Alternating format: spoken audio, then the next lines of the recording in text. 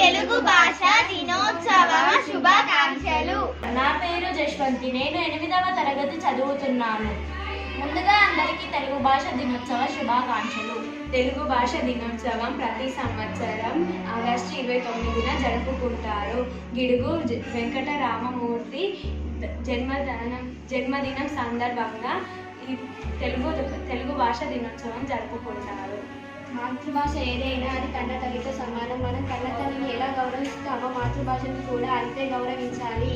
దేశ భాషలను తెలుగు లెస్స అన్నారు శ్రీకృష్ణ దేవరాయలు. ఎన్ని భాషలున్నా కూడా ఎవరి భాష వారికే విలువైనది కనుక మన తెలుగు భాషని మనం గౌరవిద్దాం. ప్రేమల స్వచ్ఛమైనది, చిన్నారుల నవ్వుల అచ్చమైనది, అమృతం కంటే తీయరైనది, అందమైన మన తెలుగు భాష.